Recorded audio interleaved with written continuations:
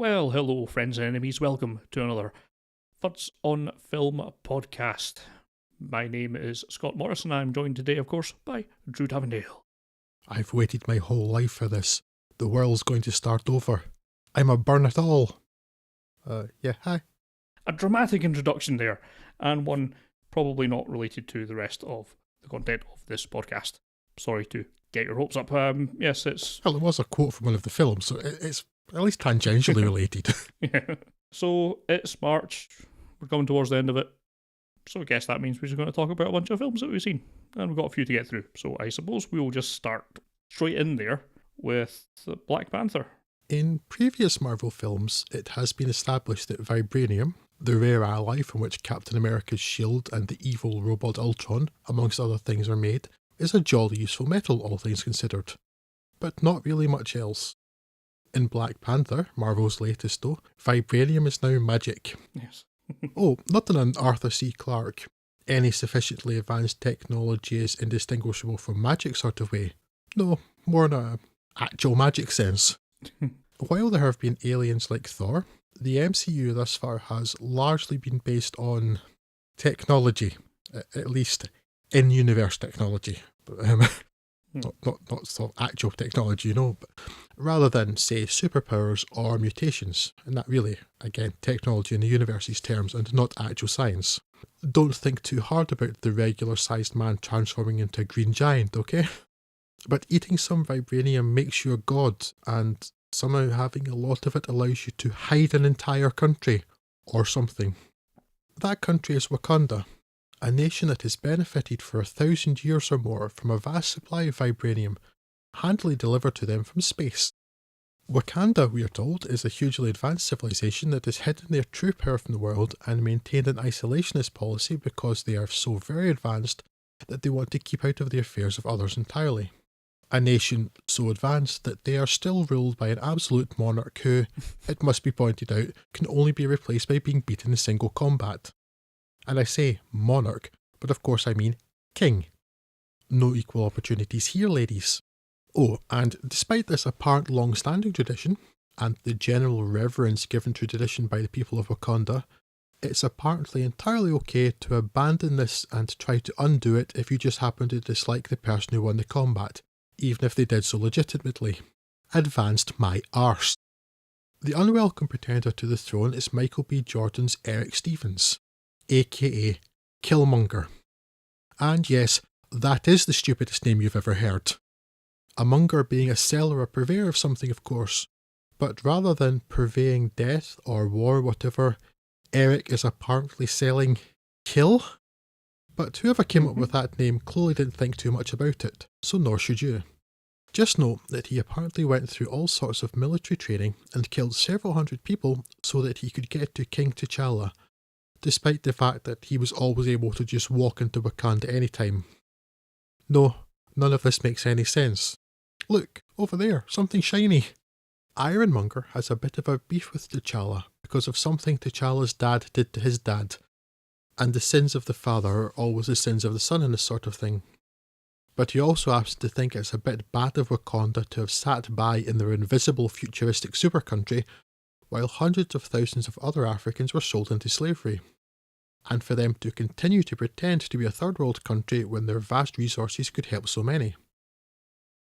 But as Costermonger is a pretty bad guy, he claims that each scar on his body represents a kill, so his head count is at least in the several hundreds, if not thousands, and wants to atone for slavery, murder and colonisation with murder and colonisation, he must be stopped, leading to the allegedly advanced nation falling into civil war if not overnight, then certainly no more than 2 or 3 nights.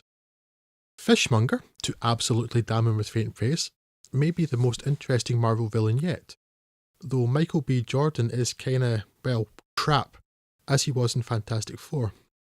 But he had plenty of company there at least. I did like him a lot in Creed, and I've heard great things about Fruitvale Station, his first collaboration with Ryan Coogler, so I wouldn't let his performance here put you off checking that out, as I've been meaning to do myself. But I digress. Even while he undeniably has a point, and it's rather interesting to have your possibly psychopathic, certainly mass-murdering villain also happen to be, in many ways, in the right, nothing useful comes from this because this is a big dumb blockbuster and the gods of action must be satisfied. Marvel films like to think they're clever or important, but they're not. They are often very entertaining, and I have enjoyed a great many of them. But their plots, such as they are basic frameworks in which to hang action sequences and, sometimes, interesting or amusing character beats. Without a doubt, Black Panther contains some interesting themes. Non-interventionism and the morality, or lack thereof, of not doing something to help your fellow humans when you have the technological or financial means to do so in particular, but the MCU has resolutely proved it is not the place to address these ideas, especially not when the climax of your film is a prolonged battle. One, incidentally, fought with largely close-quarter weapons, the film's characters having established a disdain for guns, despite their obvious tactical superiority. Though I'll forgive such blinkered thinking for the sake of it being something different to be bored by in an extended action set piece. I will not, however, forgive shitty CGI war rhinoceroses, with armour plating and aluminium foil over their horns. Come back when you're Battle Cat. The conclusion of the clever and thoughtful part of the film is an afterthought, and a pretty insultingly and insensitively handled one at that. The superlatives for Black Panther have been overwhelming and, frankly, bewildering, given that it's not even the top half of Marvel's output. And when I see gushing praise like, and I quote directly here, Black Panther is Marvel's first genuine masterpiece, I feel like I'm taking crazy pills. Where it has genuine, undeniable merit, however, is in the number of black faces both in front of and behind the camera. Being a white man, and having had all of the films ever made for me, I can at best acknowledge, but never truly comprehend, the importance to so many people of seeing so many African faces on screen in a film with so high a budget and that has been so astoundingly successful.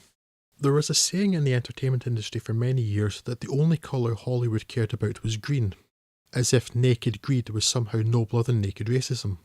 And, of course, it was nonsense. It was simply a justification for racism, with the narrative being that large films with a significantly non-white cast wouldn't or couldn't be successful. While, beyond something fresh to look at in the MCU, the runaway success of Black Panther is probably neither due to nor in spite of the ethnic makeup of its cast, but rather to it being a part of that money vacuuming machine, it has nonetheless thoroughly, and, one fervently hopes, permanently discredited that ridiculous notion, and that is its true importance and probable legacy. Well, that and its huge success requiring writing even more characters into Infinity War. I think we're genuinely into triple digits now. As a film, though, you could take it or leave it, although I'd suggest the latter. There are some positives worth mentioning, though. While Chadwick Boseman is extremely bland in the extremely bland central role of the extremely bland King T'Challa, and Forrest Whitaker is much as he was in Rogue One, which is to say, wheezing and terrible, there are plenty of really quite engaging performances amongst the supporting cast, particularly a hammy Andy Serkis, Winston Duke as a noble and honourable tribal chief, Danai Gurira as warrior and General Okoye, and Letitia Wright, who seems to have captured the audience's attention and imagination as T'Challa's sister Shuri. Rising star, particularly due to Get Out, Daniel Kaluuya fares less well though, and I absolutely don't buy him as any sort of warrior.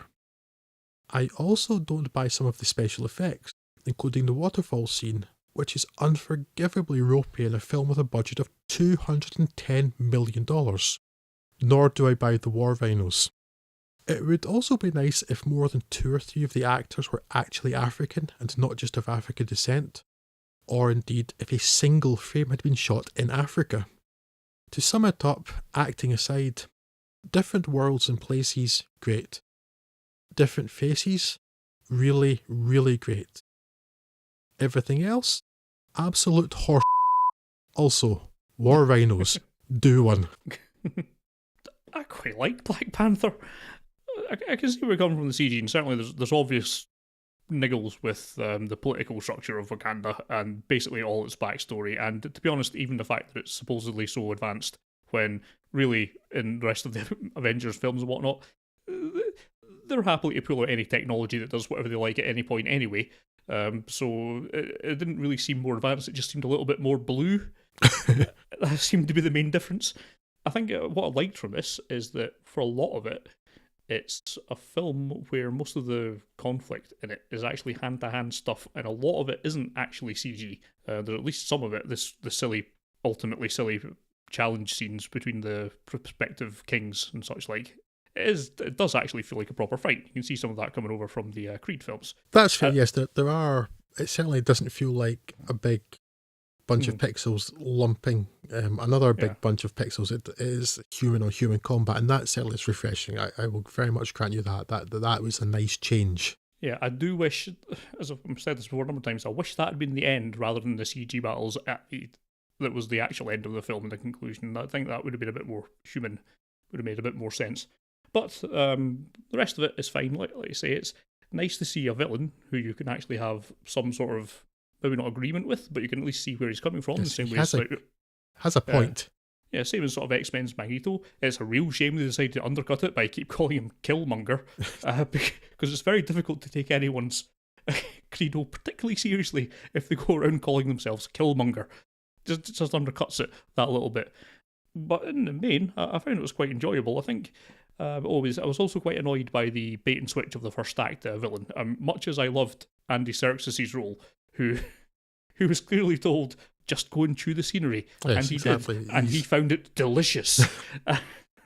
So he's great. And I could happily watch a whole film where he's just tied to a seat singing Baby Don't Hurt Me.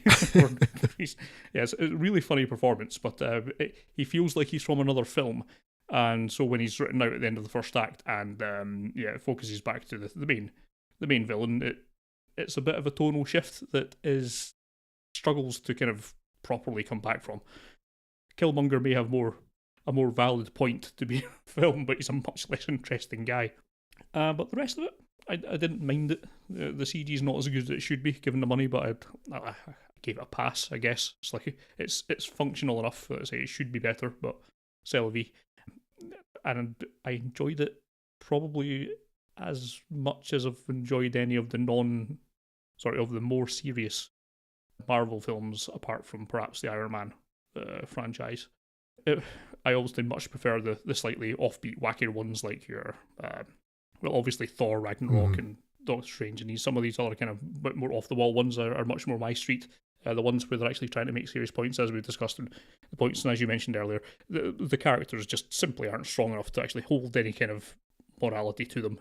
This is as far as these modern day fairy tales go, they just don't have the requisite humanity to really do anything particularly deep or meaningful, like political structures or anything like that. It's just way beyond them. I mean, the most simplistic moral tales I can probably get behind putting in this kind of format. Anything else, a bit of a reach. No, they don't have the depth for they don't really do nuance. Yeah, I'm certainly not the person to be talking about inclusivity of this kind of thing, but I did hear, I'm pretty sure it was Daniel Kaluuya on, I overheard on the Graham Norton show, I think, and he made a pretty convincing case for it, and so yeah, that's all cool. Happy to see that happening. In terms of the acting performances, I think the women did much better than the men. Definitely. Yeah, they're far more interesting characters, far more vibrantly portrayed. But overall, it does well enough. It's certainly not a masterpiece. I thought it was an acceptably entertaining film for 2 hours, and I would happily grant it like a 4 out of 5 or something like that. But anyone who's running around saying it is the best film ever, or the best film that Marvel's done, or anything more than a pretty decent Marvel Comics outing, yeah, I'd probably overkill a bit.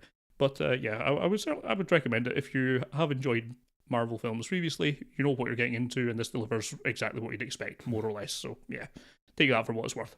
Yeah, if I were to give it a ranking myself, as you've mentioned a score there, for me it's a 2 out of 5, on a par with the first Captain America film. I just was not engaged by this at all. And harsh.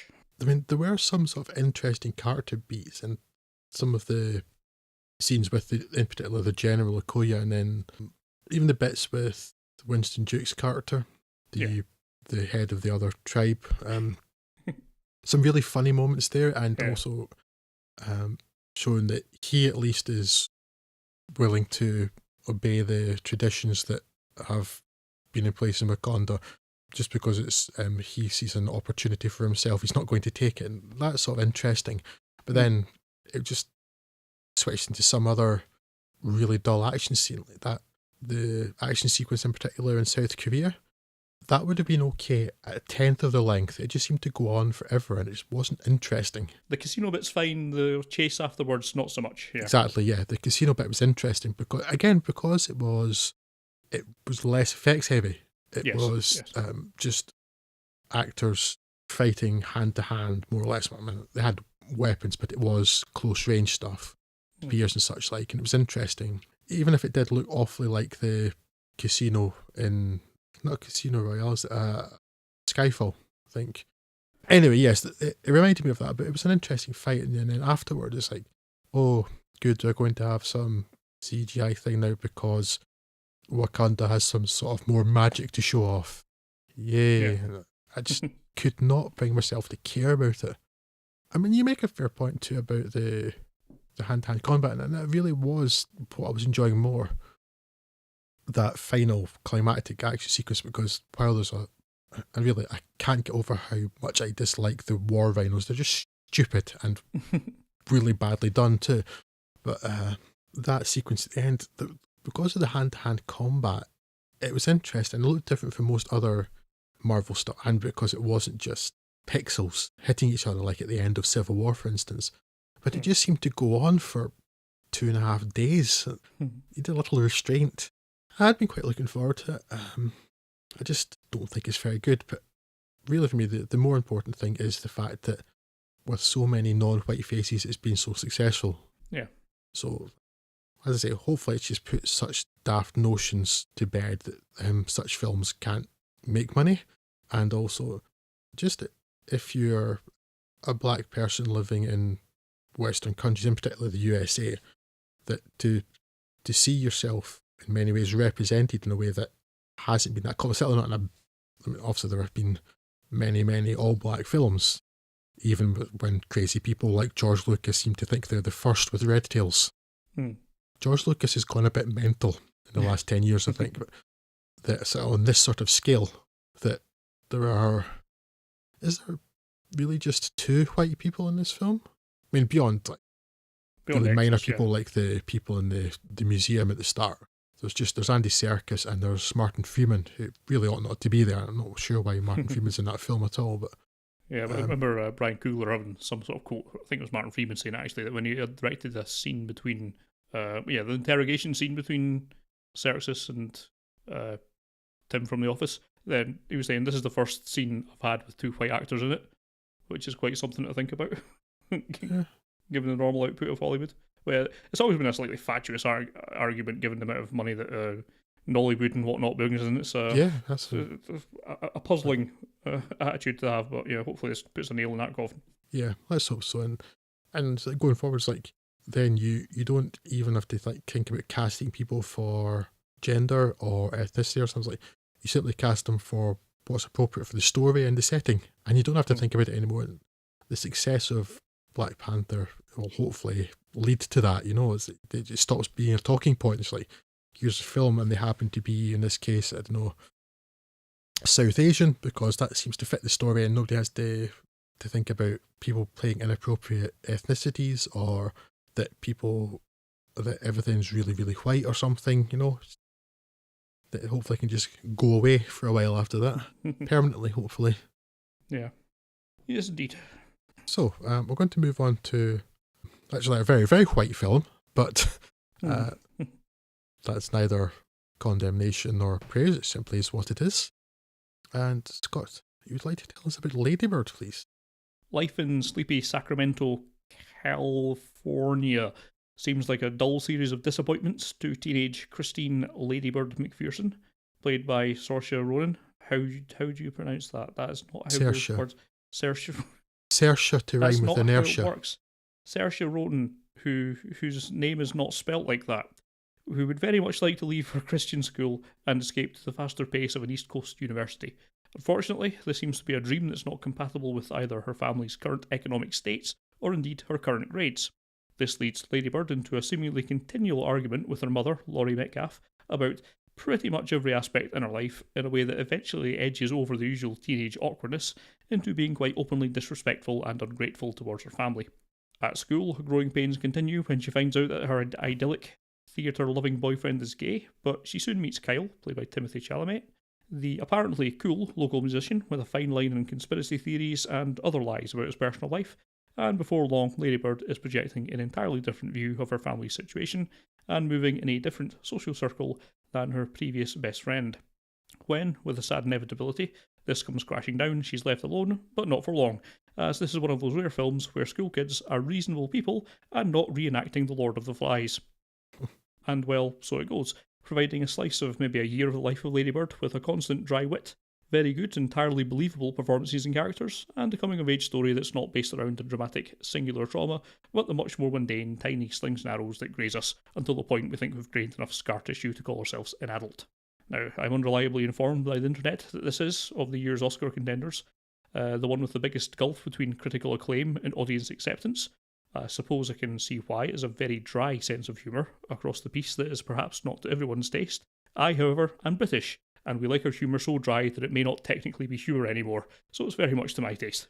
As mentioned earlier, it's great to see a teen drama that has people acting like, well, people, and not a school that's a set of cliques on the verge of going battle royale on each other, and even as the characters' other media has trained us to expect to be horrible people, such as the pretty rich kid Ladybird becomes friend with, turn out just to be normal, not pointlessly obnoxious human beings, just trying to get on with life.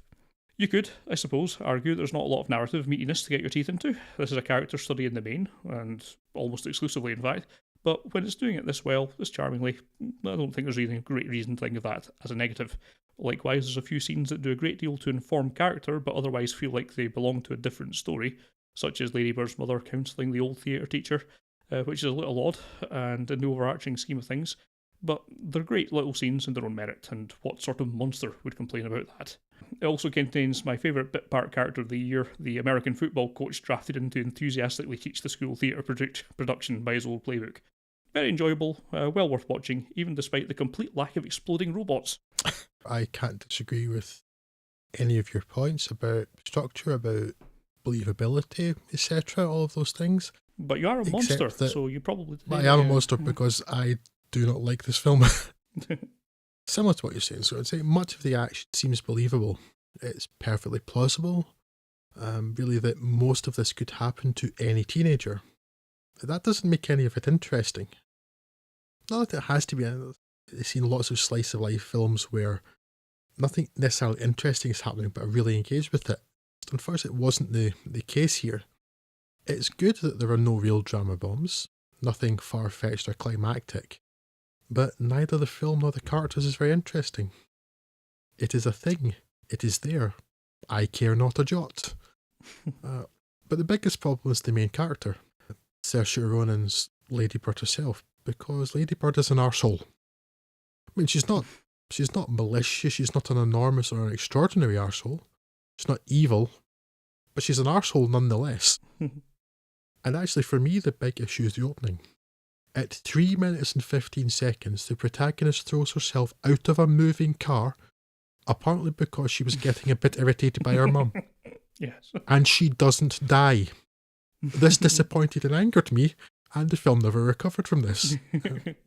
I then had to spend the next 90 minutes being expected to care about this colossal. No thanks, drive through. This one doesn't get a recommendation from me. Yeah, I mean, you're right. She's not sympathetic in a lot of respects. Yeah, I've forgotten quite how silly that opening sequence was, but yeah. I don't really like the things you're saying to me, Mum. I'm going to throw myself out of a car. You're a moron. You deserve to die for that. I will throw myself out of the car. Okay, cool. Yeah, no, I liked it. It's very sedately paced, and let's say, kind of, there's enough verity in it for me to kind of get on board with it. I eventually kind of warmed to the characters. She's just being a teenager. I seen that seems to let people get away with awful lot of just being a dick. But yeah, it didn't bother me as much as you clearly. So I kind of let her go with a little bit more leniency from her car diving escapades, and was more on board with the rest of it. Yeah, I still like it. So there. Right. So I guess next up on our chopping block is Monsieur Garland's Annihilation. Yes. Annihilation, if you must. I'm not sure why it's French, but okay. Yes. He's in the bayou. So- He's helping her look for her daddy. Nobody in this film roundhouse kicks anybody. That's what's missing from it. It's a great disappointment in a number of regards, yes. So, what do you do if a film like, say, Arrival has, however unexpectedly, shown you that there is a market, modest perhaps, but a $200+ million return on a budget of $47 million isn't chump change, for thoughtful, intelligent, deliberately paced and original science fiction with a female lead, and that your new property, which has all of these attributes, happens to come from the writer and director of arguably one of the best science fiction films of the past decade to boot. Well, if you're Paramount Pictures, obviously you give it a limited release in US cinemas and dump it onto Netflix everywhere else, pretty much ensuring a poor box office performance and allowing your pathetically risk-averse executives, who incidentally threw a tantrum after producer Scott Rudin, who had Final Cut overruled their wrong-headed request for change, to say, "See, I told you so," and further help to ensure the self-fulfilling prophecy of mainstream cinema audiences being considered too dumb for even mildly intellectual cinema. In what may become a common refrain from me, studio executives are wallopers, and I very much mean that in the Scottish slang sense, not the standard English. And if you're unfamiliar with that, I direct you to Urban Dictionary. Somewhere on the south coast of the US, played here, interestingly, by both Windsor and Norfolk in England, a projectile from space makes landfall and begins to affect the environment. A slowly expanding bubble, dubbed the Shimmer, like a rainbow oil slick in the air, grows around the epicentre and begins to affect the nature of the world within. Various military teams have been sent in to investigate, but no one has ever returned. No one, that is, until Kane, Oscar Isaac, returns to his wife Lena, Natalie Portman, after having been missing for a year, but with no clear idea of how he got there, or indeed, who either he or Lena is. Kane soon becomes very ill, and the ambulance carrying him to the hospital is intercepted by an army unit, and Kane and Lena are taken to the army's Area X facility, where Kane is isolated and Lena interrogated. While there, Lena meets Jennifer Jason Leigh's Dr. Ventress, who, in a very Star Trek The Next Generation sort of way, is a psychologist with a surprising amount of authority and seniority. With Kane likely to die, and feeling guilt about something she did to hurt him, Lena, a cell biologist, volunteers to join the investigation party that Dr. Ventress is going to lead into the Shimmer, a group which also contains Tessa Thompson's physicist Josie, anthropologist Cass, Tuva Novotny, and paramedic Anya, not Michelle Rodriguez, though the dress, belligerence and general temperament would make you think otherwise. In the Shimmer, they discover what befell the previous groups that entered and attempt to ascertain the nature of the alien life forms, if such they are, that have invaded the Earth, while trying to keep a grip on their sanity. As we know from the film's structure that no one else makes it out, with sole survivor Natalie Portman telling the tale in flashback while being interrogated by a belligerent Benedict Wong, we are, alas, robbed of any suspense in terms of character survival. I wanted very much to like Annihilation more than I did. I really appreciated the atmosphere and the slow building of tension and the unravelling of story and character. This last in particular was very welcome, trusting in the audience's patience instead of front-loading character attributes so that we could pigeonhole each cast member from the start.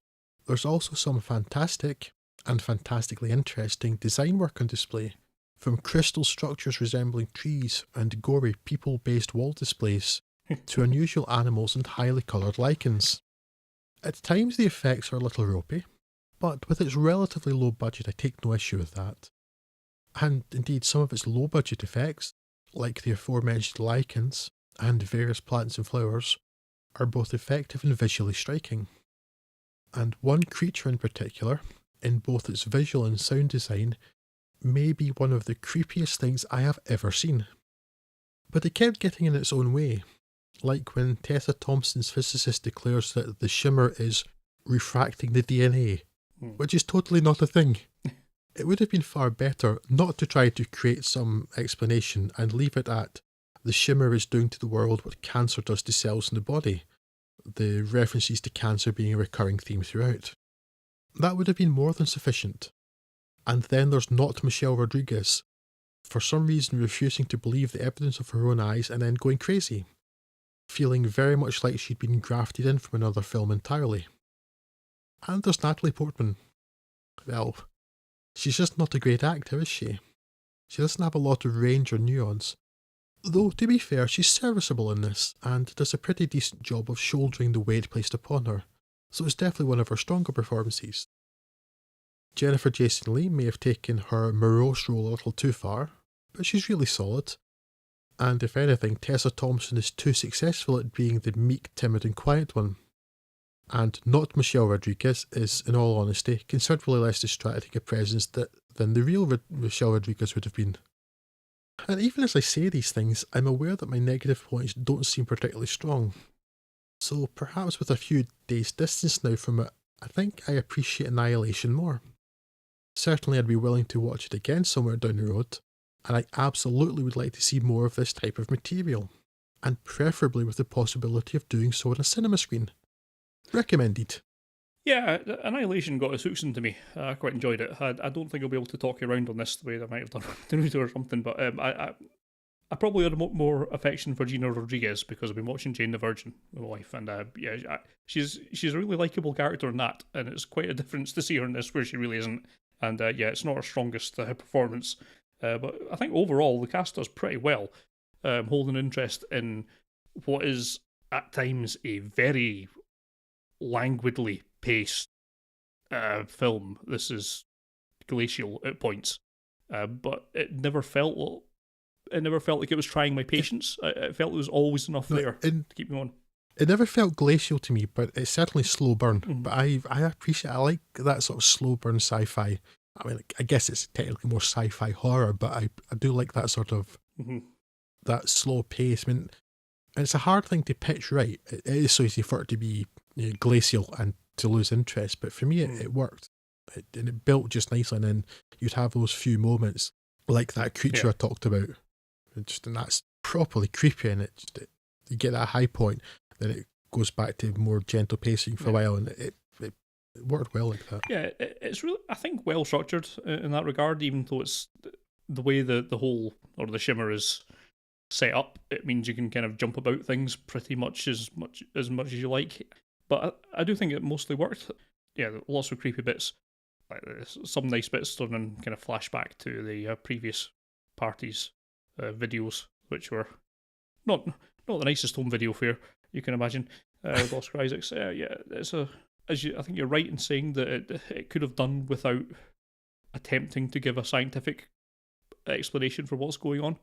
I don't think this is in any way a hard science film. It didn't need to do this. No, it's not. It's closer to a horror movie than it is a science fiction film.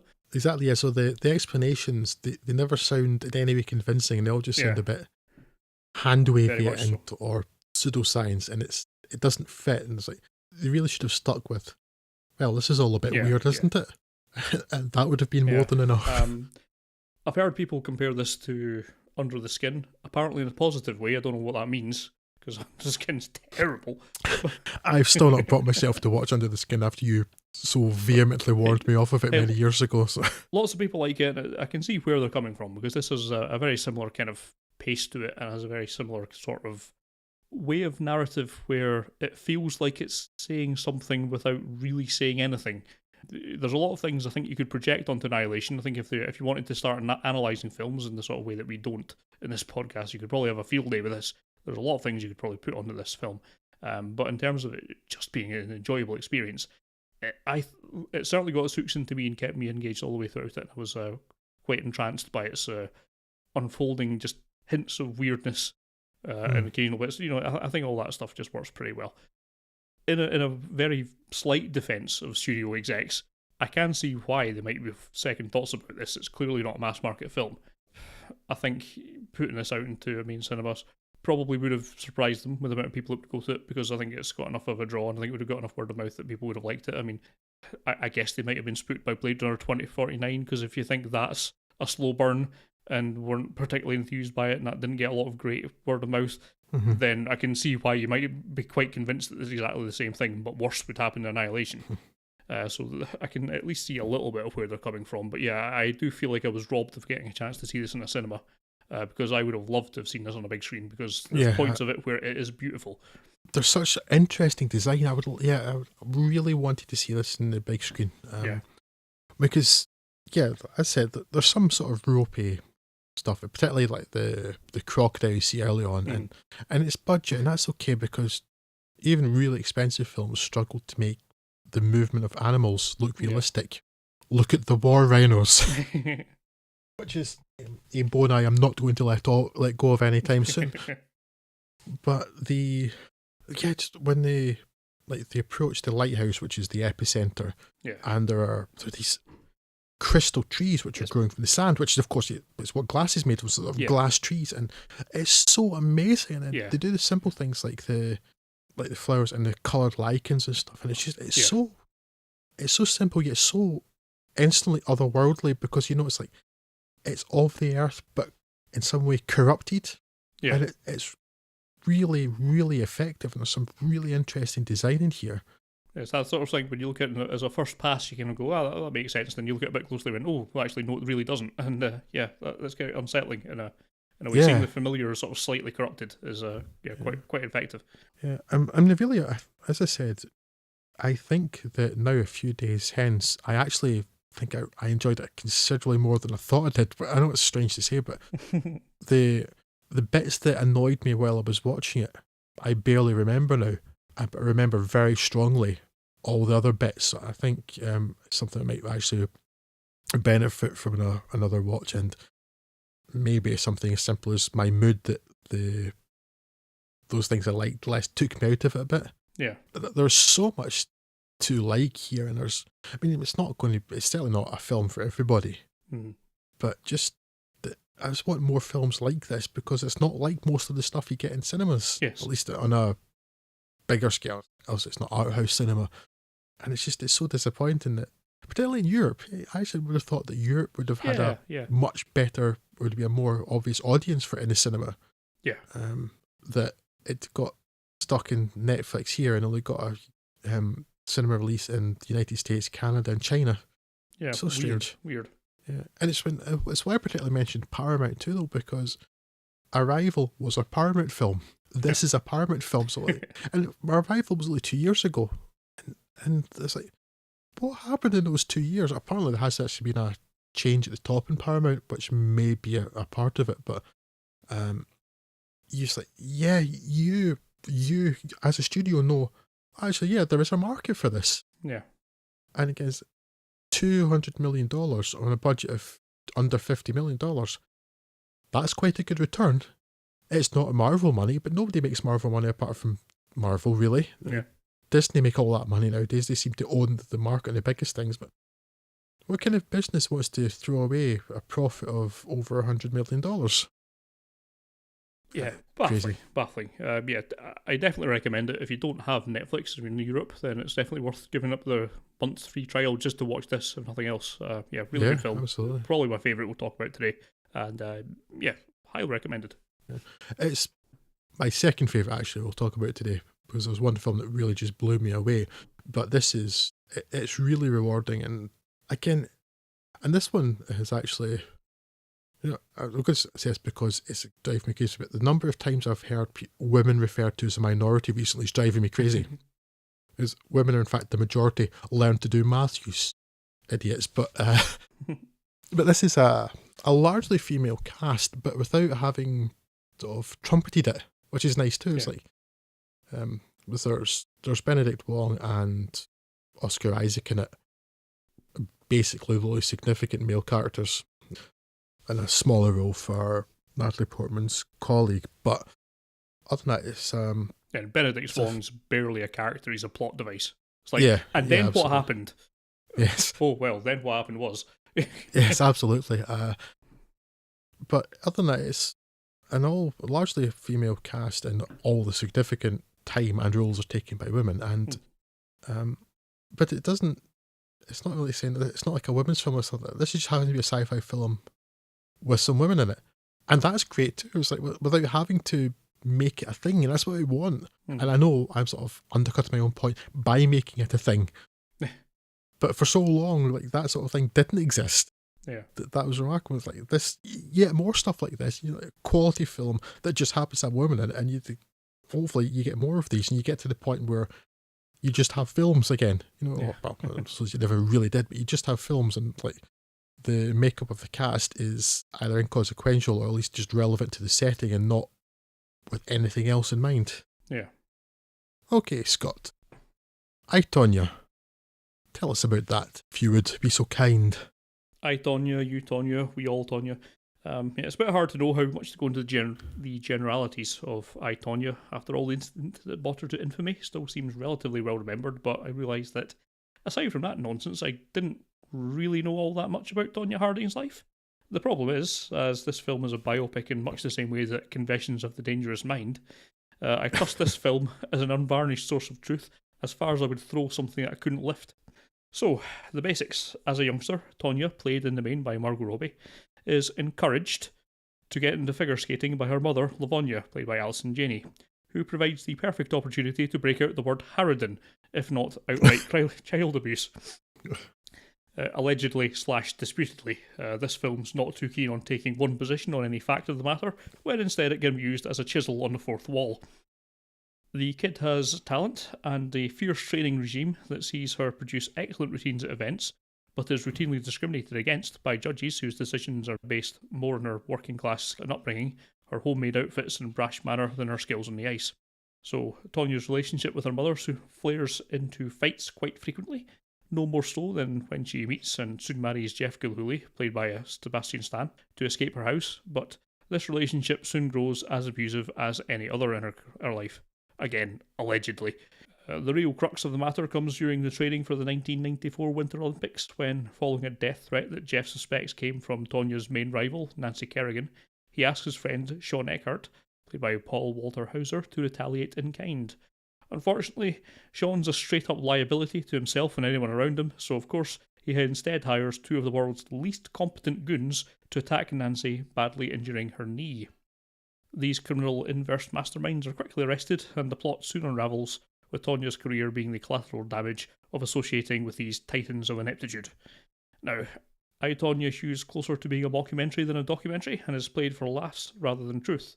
And on that level, it works. It's a greatly entertaining film with strong comic performances from the cast, and are also a cast that are more than talented enough to carry the dramatic moments too, and sensibly it restricts the bulk of its fourth wall breaking moments to the comedy portions.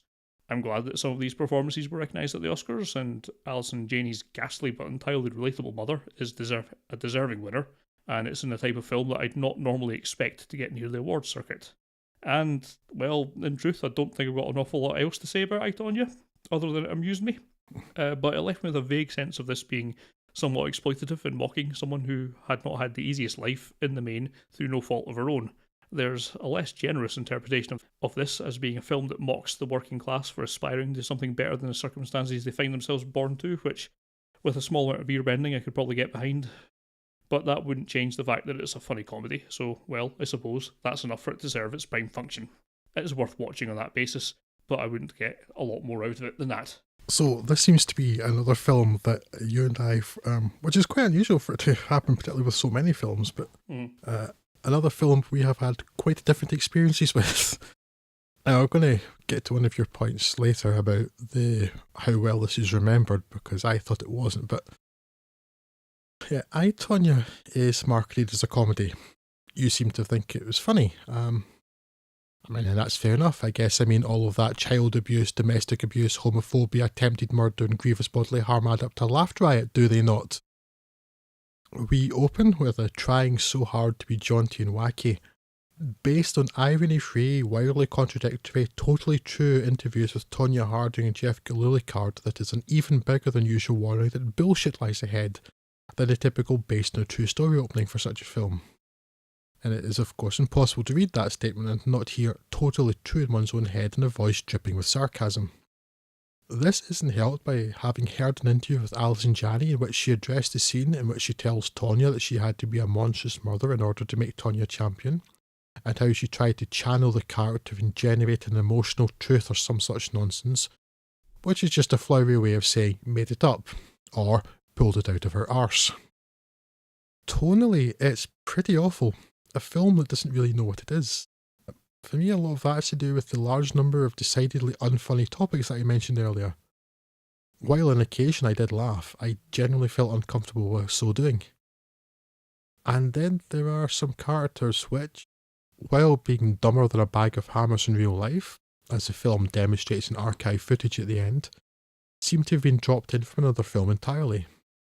And events shift from a battered wife fearing for her life to a deluded slob eating snacks, naked, in a car while he talks about his international covert ops and his training in mind control and career. Tonya also claims at one point that she is the second most famous person in the world after the President of the United States of America.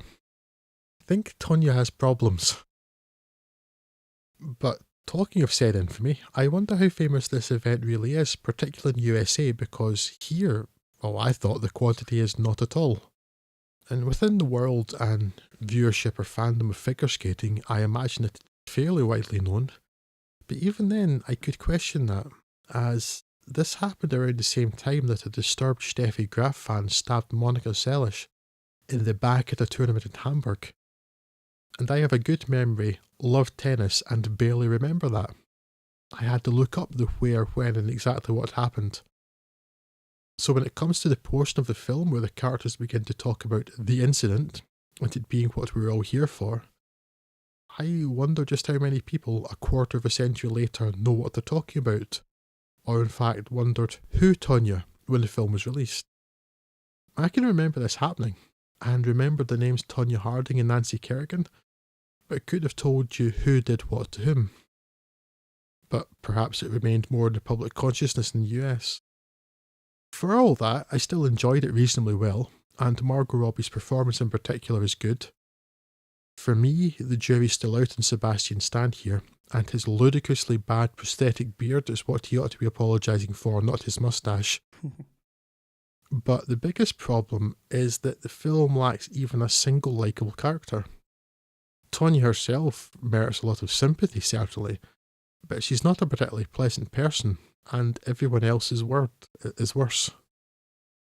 Yeah, that is all I have to say about that. Yeah, I liked it.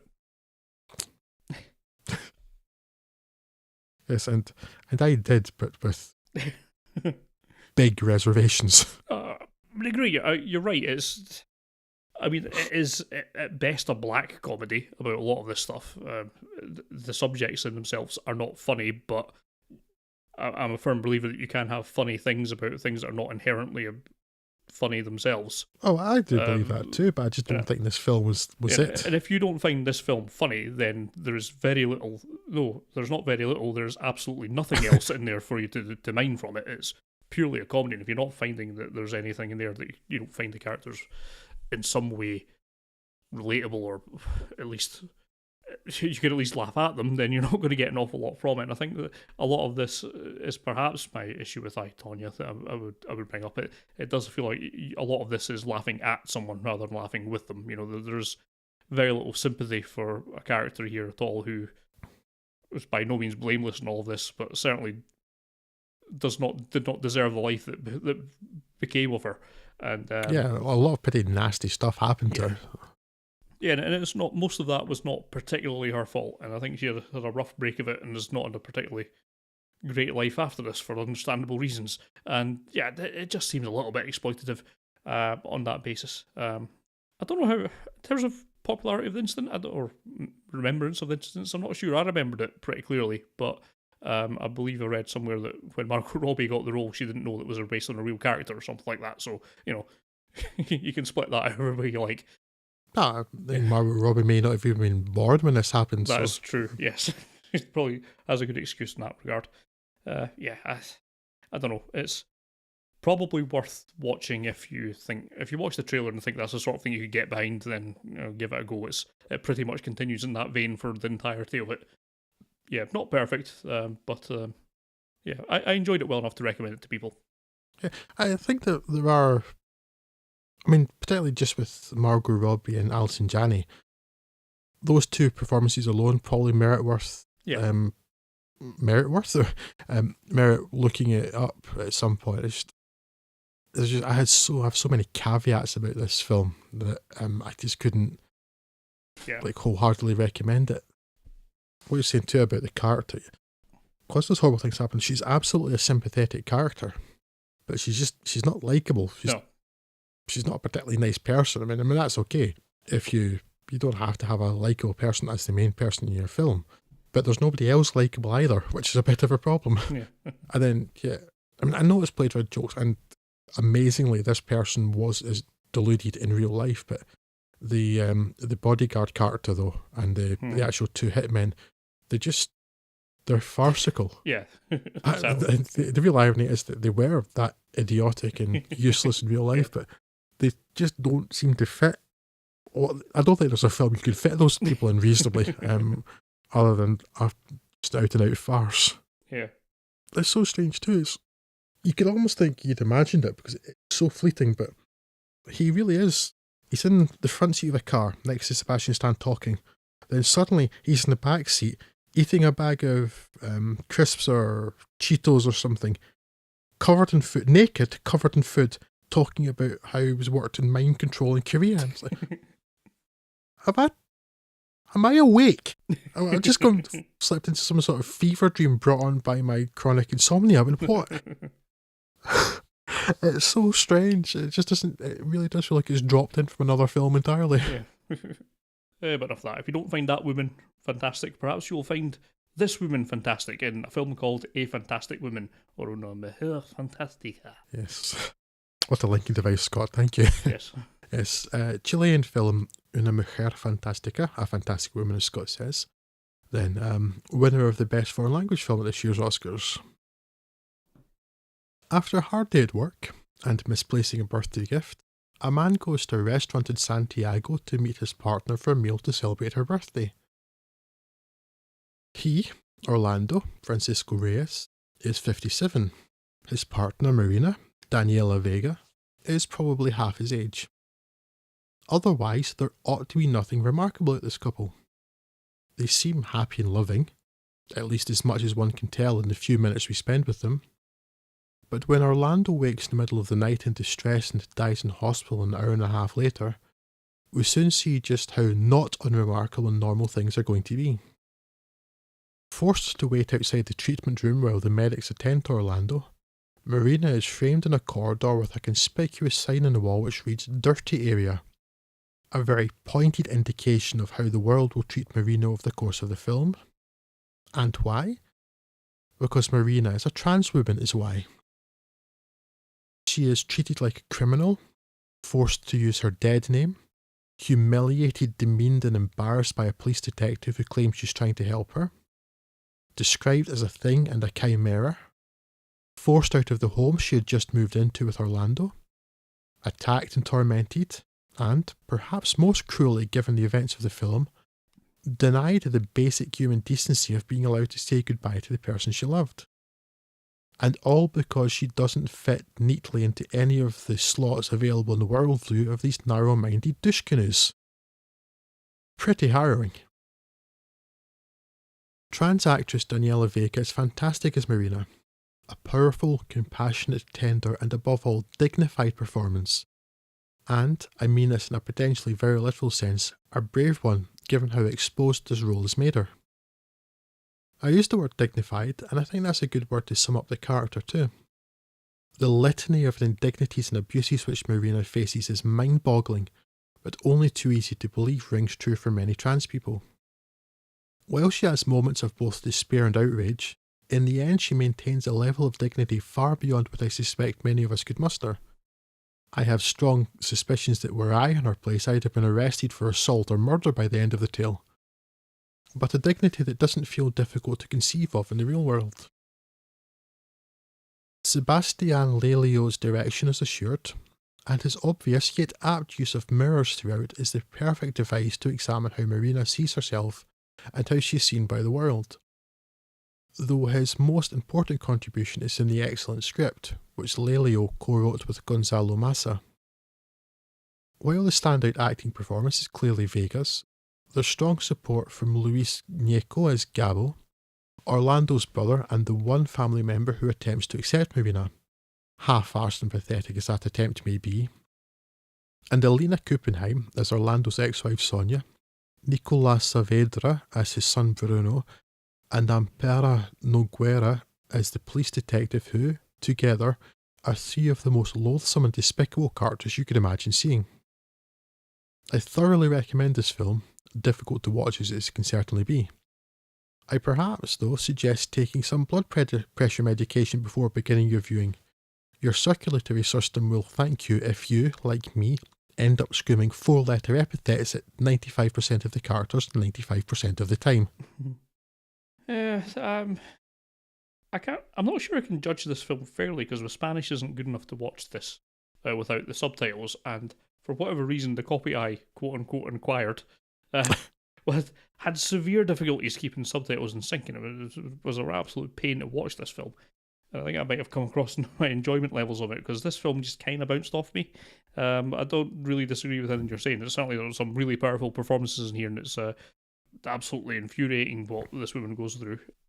But it got points towards the end of it where it just feels like so much negativity has been shown that it kind of got to the point where it had hit my limits of the amount of frustration and outrage could be built.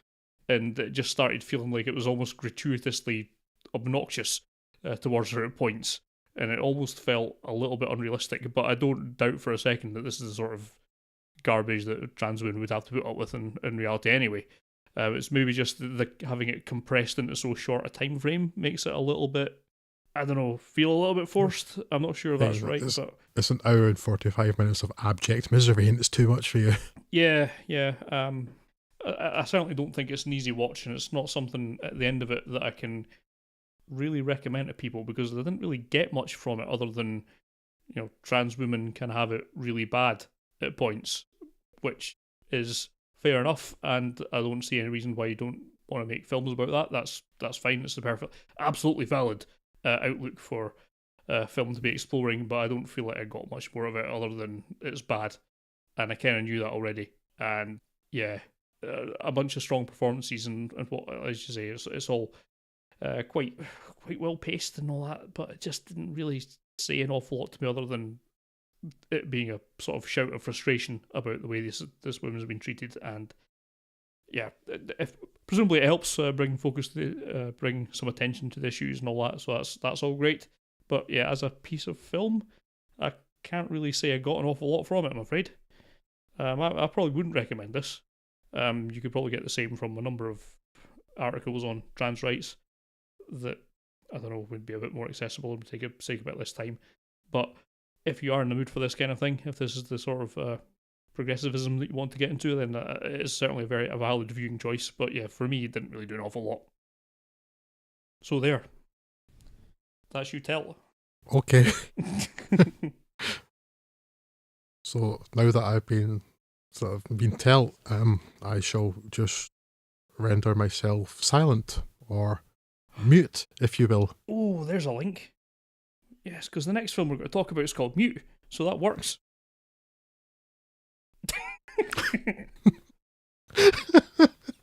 Right, yes, Mute.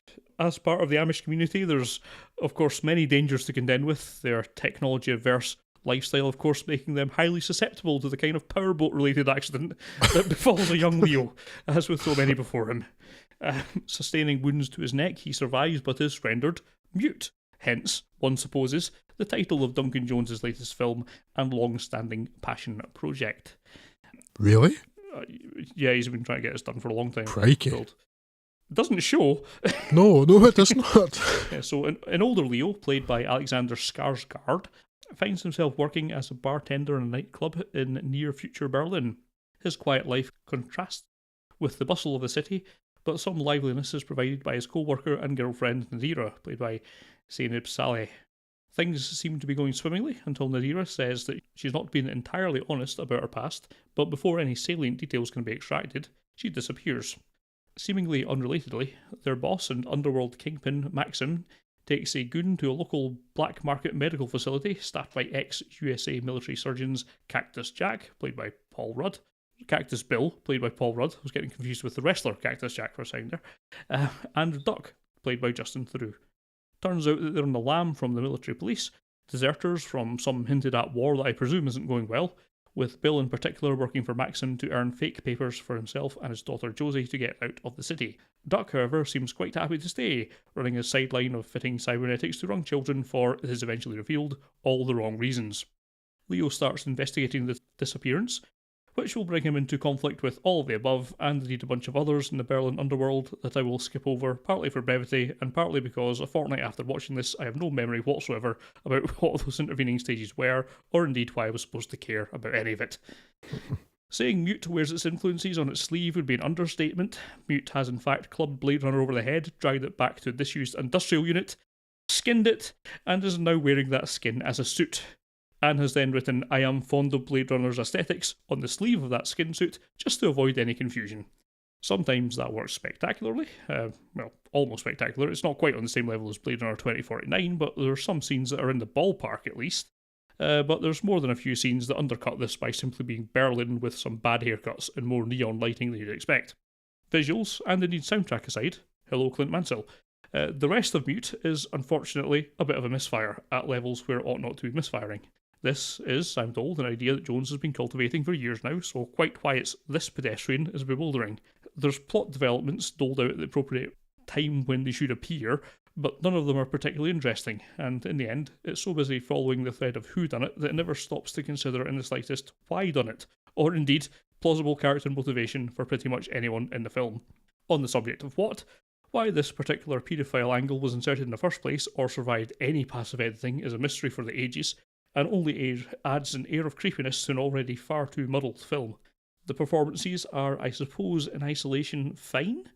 Skarsgård does okay, and when called into action his physicality works effectively, but there's no opportunity to evidence much subtlety which would be needed to build enough sympathy to care about his character. Much as I like Justin Theroux, his character here just ought not to be. And on reflection, Paul Rudd does give a decent performance, but he's cast so against type that unfortunately it's just not possible to take him seriously as a credible threat that the film needs, if there's to be any tension in the film as it hopes to build. Now, I'm not by nature prone to believing in conspiracy theories. I suppose that's just the chemtrails doing their job. However, I'm starting to believe there might be one when critics are reviewing Netflix originals. I'm not saying that Mute is a work of genius, or that it even succeeds in doing half of what it set out to do, but it is certainly not worse than the Cloverfield paradox. And I've seen many worse, better reviewed films in cinemas, and I somehow wonder if part of the review calculus these days takes in consideration how few people will need critics when a film is already available to them without leaving the comfort of their sofas. However, for evidence of a critic curtailing commendations, we'll need some better films than are bounded by the qualities of Bright, Cloverfield Paradox, and Mute. Bright was mediocre at best, and I suppose there's some so dreadful it's good qualities to Cloverfield Paradox that makes it a watchable film, but it is hot garbage. Sadly, too often Mute is so average it's average, which makes it very hard to hold any kind of interest in it, regardless of how pretty it looks. Yes, this is not an experience I would recommend anyone partake in. It's certainly not any worse than Cloverfield Paradox, but I really don't think it's any better either. It's not a good film, and the first thing that bothered me, you think it looks nice, but it did not look nice to me at all, because it's not so much the design, it's more... It's wildly derivative, but I thought it's not even so much that, it's the way it's shot and its colour palette and things. It looks and it feels like a TV episode. It doesn't feel like a film. And I kept expecting it to turn into an episode of Black Mirror. It's really what it made me think of from the beginning. It felt like a TV programme. And that's a line that's much more and more blurred nowadays. Like the production quality of TV episodes just tends to be so high, but it felt like a TV programme and not a film. And so that kind of set me on the wrong foot from the off. But other than that, yes, I largely agree with almost everything you said, Scott. It's why for paedophile? Yeah. What were they thinking? It's to create some sort of threat to Paul Rudd's daughter, but I kind of don't care about Paula's daughter or Paul Rudd in this film, and so that doesn't help. And it seems creepy and unnecessary with no particular payoff. Particularly given how that story strand ends, it seems to have abandoned half of the thing that was set up anyway. Yeah. None of that was relevant to how that plays out. And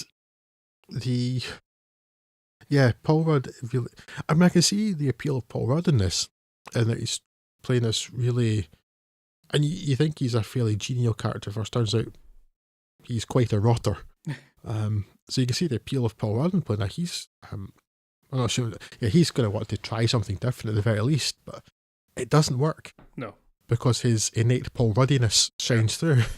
It is the big problem there. And there are these other kind of real frustrations too, like I think a pathetic attempt to tie into the world of Moon. Do not sit well at all. There are 3 different moments where the Sam Bell's trial is seen on TV, and one was fine. I would have accepted one, but then there's another 2, and then really I feel like shoehorned in references to Lunar Industries that it felt so awkward. Yeah, I remember too. This is part of what Jones is saying. He's thinking of it as some sort of trilogy with this and some other project that he's got in Moon, but Moon and this film have no relation whatsoever. There's nothing that connects this film to Moon, apart from a few points where you've just shoehorned it in. But if you take those out, it makes no difference to this film or Moon. So it's not really part of a trilogy. It's just 3 films you think might be sort of in the same cinematic universe. But and that's fine. But it just comes across as a little bit self-indulgent and kind of reminded me of a much better film that I wish I'd been watching instead. And the film, Moon, looks like a film, whereas maybe it's a weird thing to come up, but it really bothered me how much this didn't look like a film, and whereas Moon did. But it's so not connected to this film, yet Duncan Jones seems to be really trying to force this connection that isn't there, and and you'd maybe forgive it if you cared about anything else that happened. Yeah. But you don't, and the main bad guy, who never really seems like a particular bad guy in terms of like the underworld Kingpin rather than the Paul Rudd character. But Maxim doesn't seem particularly dangerous or menacing or bad. He's more just there. Yeah. And he seems to have been cast as a black guy, as a black Russian, simply so they could make a black Russian cocktail joke at some point. Which is pretty weak reason for characterization. And if you're more engaged in the film, you don't notice that stuff or you kind of give it a pass. But nobody's interested, nothing interesting happens, and I'm just like sort of left at the end wondering, why pedophile, why? Hugely disappointing film. I was really hoping for a lot more from Duncan Jones. Yes, I agree completely. It was despite the advanced terrible reviews, I'd still been looking forward to it because it's got Duncan Jones attached to it, and even Warcraft is not enough to fully diminish that name for me yet. But this has certainly put a bit of a dampener on whatever he's working on next. But let's see what he gets up to next if indeed he's allowed to work again after this. But who knows? As we kind of discussed a bit with Bright, I don't really know what makes a Netflix successful film. Maybe this has captured enough eyeballs for it to be a success by whatever they determine a success to be. It's all very hard to say when you don't really have any kind of idea of what streams or numbers or anything would go for it. But yeah, and because they obviously they don't release their figures, they're not required to, and they keep all that stuff pretty secretive. It's hard to get any kind of handle on what's a success or not unless they specifically mention something, and for most of the things they don't. Yeah, but I certainly hope that we see more from him. If nothing else, he's proved in the past. I mean, Moon is a fantastic film, which we heartily recommend to everyone, and did very recently. I would love to see him recapture that form on something else. He surely doesn't necessarily need a huge budget to do that, so I don't know, maybe with a different set of goals from Netflix.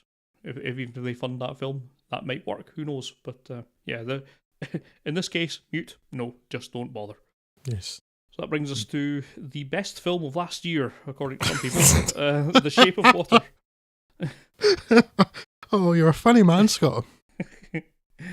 Yes, yes, I am. Crazily, some people think that, but yes, some people eat blood sausage. People are idiots. Guillermo del Toro's The Shape of Water, then, or Mute Woman falls in love with the creature from the Black Lagoon. Maryland, 1962.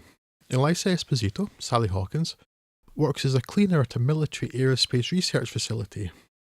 Though mute and communicating only through sign language, Eliza isn't particularly lonely or isolated as such characters often are in film, having good friends and co-worker Zelda, Octavia Spencer, and neighbour Giles, Richard Jenkins.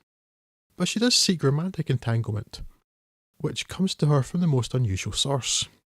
Into her place of work is brought a scaly fish monster, dragged all the way from a river in South America where it was worshipped as a god by the locals, to the good old US of A by human monster Strickland, Michael Shannon.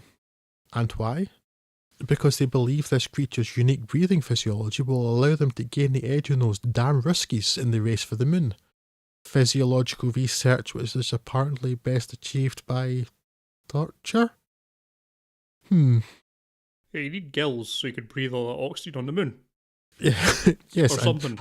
And you work out how the gills work by smacking someone with an electric cattle prod. I believe that's very cromulent science. You just keep hitting it with the science agitator until the science falls out of them. Yes, it's how people get Nobel Prizes, Scott. Yes. When Eliza, who, in being a woman, a cleaner, and disabled, is more or less invisible to those around and above her, accidentally spies the creature, she begins to take an interest in, and eventually falls in love with, it. She creates a plan to free the creature from the research facility and return it to the sea, despite it having come from a river. Sorry, but I got totally hung up on the part where the creature has to be kept in salt water, and they very clearly established it came from a river, which is fresh water. And I couldn't stop thinking about that. It was driving me crazy. It brought its own salt. She comes up with this plan to return it to the sea, and receives help in so doing from Zelda, Giles, and another very unexpected source. The creature then stays in Eliza's apartment for a while as her relationship progresses, and while an obsessed and enraged Strickland continues to search for it. Talking of this film's great science credentials, it also thinks that if you stick a couple of towels in front of a small gap in a door, then you can fill an entire room with water. Yeah. Suspension of disbelief was not working for me in this film, can you tell? It's commendable that Eliza's friends, in particular Zelda, aren't judgmental about her relationship, but at the same time, I don't understand why they're not saying, "Dude, you f***ed a fish!" And that's my biggest issue with The Shape of Water. I mean, I think we've said at many points, we've pushed for a progressive case for inclusivity in a lot of things, in race, sexuality, but I think this is probably where we have to draw the line at bestiality. Yes, yeah. Really, that is my biggest issue with The Shape of Water. While I have no problem with interspecies romance in, say, a Star Trek kind of way, like for instance, Doug Jones, who plays the creature here and has worked with Guillermo del Toro so often, if it were Doug Jones' character Saru from Star Trek Discovery, who's an intelligent creature, then it's fine. But that's a romance between intellectual peers. But here, it's just not. Beyond the creature's bewilderment at its unfamiliar location and the torture and trauma it has suffered, it remains that, a creature. It always felt to me more like a pet than a person, and I just didn't buy Eliza falling in love with it. Look, what I'm saying is, Guillermo del Toro has made a film about bestiality, and I'm not okay with that. My other big issue is the film's colour design. Wonder if perhaps Guillermo del Toro is a fan of the works of Krzysztof Kieslowski. This is my headcanon explanation for The Shape of Water's oppressively green palette. That this is to be the first part of his trilogy based on the colours of the Mexican rather than the French flag. Tres colores verde. This greenness is supposed to represent an unwelcoming and unromantic future. What? I don't look at green and think, oh, green, that's futuristic. Well, I'm the crazy one. The colour and lighting of Eliza's apartment makes some more sense in that it's supposed to have a watery feel.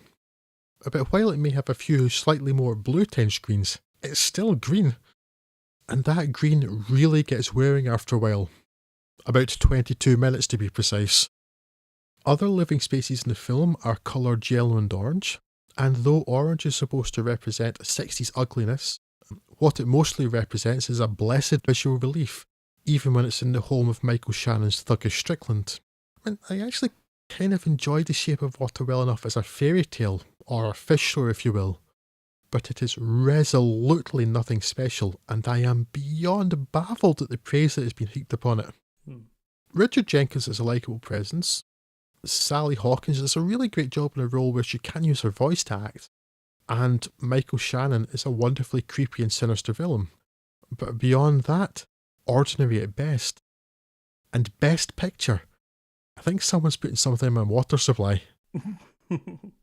What annoyed me most about this film, it's got all the way to the end of it, and no one did ever tell me what The Shape of Water was.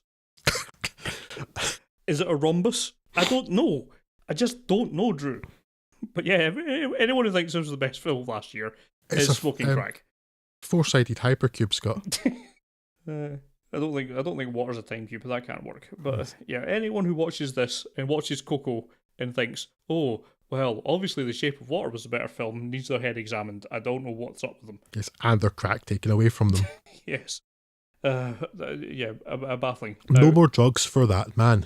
I'm always glad that executives somewhere are giving Guillermo del Toro 20 to 30 million pounds to go off and make a film that is, as with this one, you can really see the care and attention that went into it. It's immaculately shot.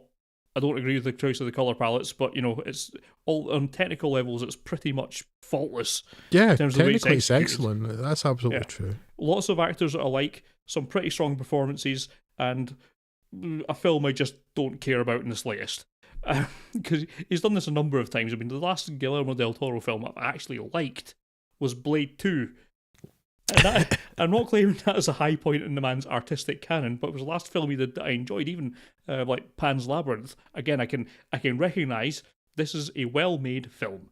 It's a really well-executed film, and I just don't care about it in the slightest. And it felt exactly the same with Shape of Water. It just completely bounced off me.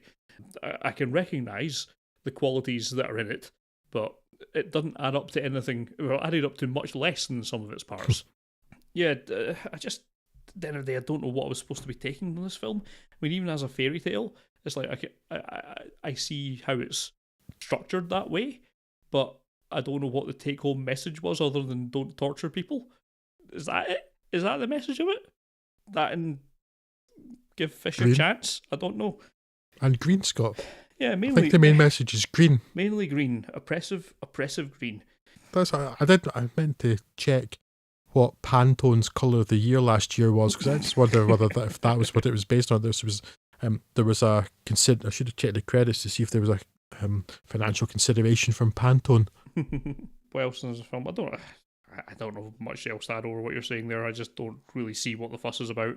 It's a great performance from Michael Shannon, but he is hampered somewhat by being just evil for the sake of being evil. It's like how I thought they might be getting into something a little bit deeper when they kind of visit his home and you see his family and all that, but no, he's still just evil for the sake of being evil. There's no real need for it. Yeah, he's really menacing, and it's a good performance, but yeah, there's no nuance or subtlety to the character. He's just a horrible person with no I don't know what his clear motivation for all this is. Yeah.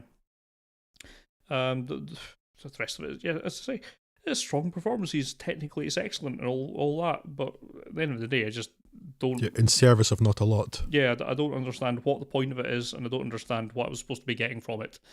And at the end of the day, yeah, it's a little bit dull, which is not great. Yeah, absolutely baffling. Now, as I say, I'm really glad Del Toro keeps making these films, but when you look at this, Crimson Peak, God, what else has he done? The Hellboy, Pacific 2, Rim. Pacific Rim, God, none of these films I've liked. No, Pacific Rim is, at least you can kind of see what in all these films. Some of them I can kind of see what he's going for, even if he didn't quite make it. And, the Hellboy and Pacific Rim stuff is attempts to reach for a kind of wider mass market sort of audience. I can see it didn't quite make it. Pan's Labyrinth, I think I probably had a bit more sympathy for, but this film, I just don't get it. I don't see Well, the appeal of it is, it's fine. If you like Del Toro's previous films, I'm sure you'll get something out of this. But he's a filmmaker who's making these excellently crafted films I just don't care about. And So it's a strange contradiction, but he makes really interesting films that I don't find in any way interesting. But it's interesting you mentioned Pan's Labyrinth. That film I have come to appreciate more in subsequent years. But yeah, I really didn't care for that at all at the time. Yeah, and I've never went back and revisited it. But yeah, Pacific Rim was bad first time terrible. around. Yes. And the stuff he's been involved in, because he's one of those people who tends to get his name attached to a lot of stuff in the way Quentin Tarantino does. Yeah. And things he's been attached to, like Mama, which was terrible. Another of those things that made the huge mistake of showing you the creature, and it was just absolutely laughable. Yeah. And it's interesting because I didn't really. I kind of appreciated the design of Hellboy, but I thought both of the films were pretty dull. Yeah. But it's interesting you mentioned Blade 2 because that's probably the last Guillermo del Toro film I thought was really, really good, and it's a sequel to a comic book film. And I also, I remember enjoying Blade 2 very much, but it's been quite a long time since I've seen it now. And I'm wondering how much of my affection for that is actually based on that wonderful clip from the Extras DVD. And for anyone not familiar, there's a clip on the Extras DVD of Blade 2 where they're showing you the original screen test for the Damaskinos character, where instead of being bald as he is in the final cut, he's got long, straggly hair, and he basically looks like a vampire Michael Bolton. And there's just Guillermo del Toro, he's happy to poke fun at himself. It's just creasing himself laughing, going, look at that. I'm kind of worried about Return to Blade 2 in case I find that that's actually why I remember it so fondly now. Yeah, but film of the year, mental. Yes, jog on. That takes us to the end of this podcast, I believe. Unless you have any other business you would like to raise with the assembled masses? I do not. I have said my piece. Yes, so I guess before we sign off, I'd like to thank anyone who's shared or retweeted the podcast links on Twitter. It's all very much appreciated. That's so that includes the likes of, but by no means limited to, Stephen Nelson, Matt Toller, Sonic Yoda. Sorry, I'm mixing and matching between real names and user handles here. I don't know if that's appropriate or not. The fine folks at the Magic Lantern podcast, Cole and Erica.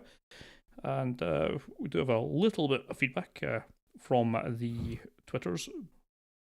At Blake Wrights from the I'm the Host podcast says that he came out of Shape of Water feeling like he'd watched a Del Toro flavoured French rom-com. Worked reasonably well. Don't know if I'd rewatch. He had issues with Black Panther's underlying politics, especially the neoliberal ending.